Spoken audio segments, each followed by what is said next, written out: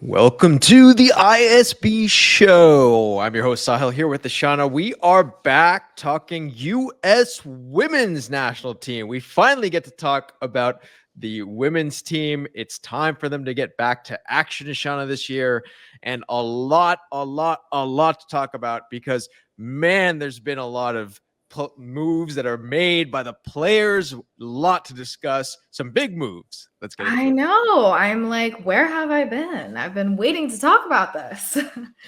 Yeah, we got a lot of players scurrying across the pond. It has there's one that's quite notable. Yes. That got quite a large sum. So should we talk about that? Of course, Ms. Naomi Girma becomes the first women's player to make $1 million move, $1 million transfer fee move from San Diego to Chelsea. And what do you want to say about this, Ishana?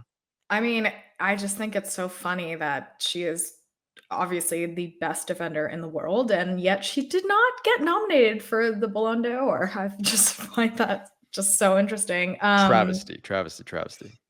I think it's great. Obviously,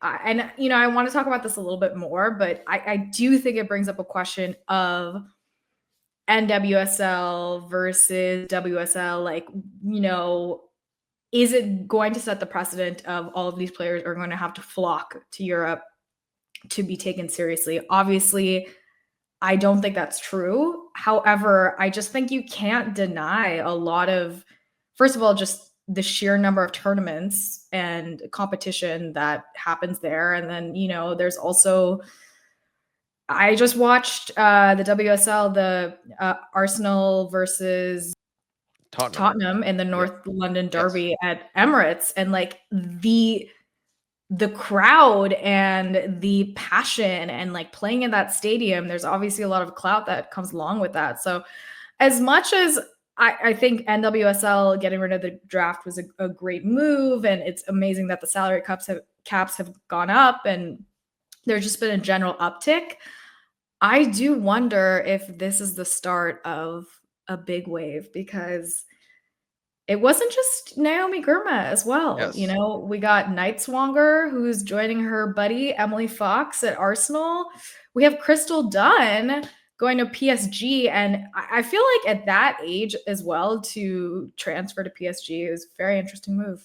Yeah, for a 32-year-old Crystal Dunn, I mean, okay, yeah, the young kids are going, of course, Girma and Nighswonger, but Crystal Dunn, 32, big move to PSG. So this is a big time for U.S. women's soccer. And I think, Ishana, you're right. We need to do a separate video on WSL versus NWSL. We hope that the NWSL continues to be a thriving league, and it definitely is for the time being. But we hope that all the players don't leave to go to Europe. Of course, I don't think they will, but yeah. And I will say one thing, it is nice because I think that now the NWSL can take that huge sum that they have and reinvest, and that is always a good sign. And obviously there are a lot of former women's national players, important players like Carly Lloyd, Alex Morgan, they have spent time abroad. I just feel like this was just a big wave. And in fact, I thought Trin would be going as well. I think it might be only a matter of time, but I also think that she's probably really comfortable. Yeah. Where So she's for the at, 2025 season, we still have Ms. Trinity Rodman, but we don't have her now. Transitioning, for all you enjoying these videos, please subscribe to the channel. We are now going to talk about the SheBelieves Cup, which is coming up, the first action for the U.S. women's national team this year. Competitive action, an official FIFA window, which means we get all the top players, or do we? We're going to look at the roster here in a second and talk about some of the different additions or who is joining us. So shall we get into it, Ishana? Shall we show? We shall. I love the SheBelieves Cup. However, as people know, I am not a fan of the title of the tournament. I just find it a little bit patronizing, but that's a whole different conversation. However, it's always really exciting. So there's that. So just for clarification, also we got Lindsay Heaps and Lynn Biondolo, formerly Lynn Williams, and Lindsay Horan, the same players going. What I was going to say is it features a lot of new names on the SheBelieves Cup, but I didn't mean just new players. I meant also some new names, such as Lynn Biondolo and, Lindsay Heaps. So yes. but you clarified it already. So you took the thunder away from that. But super exciting. I mean, first of all, the Thompson sisters, I think that is awesome. And Alyssa Thompson has been killing it. She looks so much stronger, so much healthier. Super excited to see that. Very excited for Yasmin Ryan, obviously. We got, the first tournament without our girl, Alyssa Nair. So that should be interesting. We got Jane Campbell on the roster, Mandy McGlynn. That's gonna be tight because the two of them are competing, right, for the next goalkeeper, the number one spot. So that's gonna be an interesting competition, I think, between them.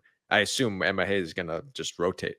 Yeah. And obviously, notably missing is Triple Espresso. All three of them gone. And Naomi Girma gone as well, who I would say is probably like the fourth unofficial member, even though she's a defender, but I just like group them together. But yeah, so she's still not fit. Trin is kind of having issues with her back, and Sophia Wilson now, formerly Sophia Smith, and Mallory Swanson also absent. So it's interesting. I'm excited to see Emma Sears. I think she's been great. I love seeing Foxy coming up. Yep. I am super excited because we are actually going to go see them play live. Yes, in San Diego against Japan. But I want to point out Claire Hutton, youngster coming into the squad. We got a couple youngsters that are coming into this squad, so I'm excited to see how they do. And it's a nice, Sean, I think it's a nice balance in this roster between NWSL and the WSL players, right? So I think that is something that is going to be very important, right? Wouldn't you say? I agree. I'm probably most excited to honestly see Kat Macario play. We haven't seen her in a US jersey in a very long time. And obviously she's getting some company too with Girma. But I'm liking seeing them, coming back here playing, and I am super excited to see her. Yes. So let's talk about the competition now, because this is not easy. So this is, we have Colombia, we have Australia, and Japan. Now, Colombia, you say, okay, team that's kind of fallen off a little bit from where they used to be, but these are basically, Ishana, all top 20 teams. Yeah, I mean, I agree. I think it is going to be quite interesting. And, we got a lot of players back from injury as well. So I think it is a more complete understanding of what this picture looks like. And so I think it's going to be heated. I mean, I love the fact that we have proper competition in this tournament. And opportunities for some of the players you mentioned, obviously, Yasmin Ryan, Kat Macario making a comeback. So a lot of opportunities for some players, both young and old, who maybe shouldn't say older, who have maybe not fit in because of Triple Espresso or something like that. Now's their chance to shine. All right, Ashana, we'll finish with this. I'll put you on the spot. Do they win? Does U.S. women's national team repeat as the top team of this tournament? I think so. Honestly, we have so much depth. We got Lily Johannes as well, who's that big wild card. I think we take it. I haven't had a reason to worry lately under the Hayes, era captain leadership. Yes. This whole train. Yes. I have not had to pause yet. So I think we win. I think we take it.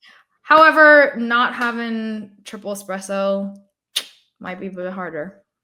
Okay, I agree with you. I'm also saying that the U.S. women's national team wins Oh, you got a caveat? I have a caveat though. Okay. Uh-oh. All Without right. Nayer's goalkeeping, I think it's gonna look a lot different. And Okay. that does give me pause. I think that maybe we allow more goals, but I still think we win. Okay. Still thinks that we win. And I agree. I think, like I said, I think that we take this. I think the toughest game is going to be the last one in San Diego, the game that, the ISB crew gets to watch in person. So that should be fun and exciting for all you US women's national team fans. Let us know your thoughts in the comments. How do you like the lineup? Who are you most excited to see? And do you think the team gets the job done? SheBelieves Cup is almost started here. And so we will obviously bring you guys reaction to the matches after the games. If you're enjoying these videos and you love women's soccer, please subscribe to this channel. And Shauna, you will take it away. I'll let you take it away. Yep, I'm going to be wearing my Foxy jersey, loud and proud. And all I can say is go USA. Go USA. $1 million. Wow. Good fee. Great.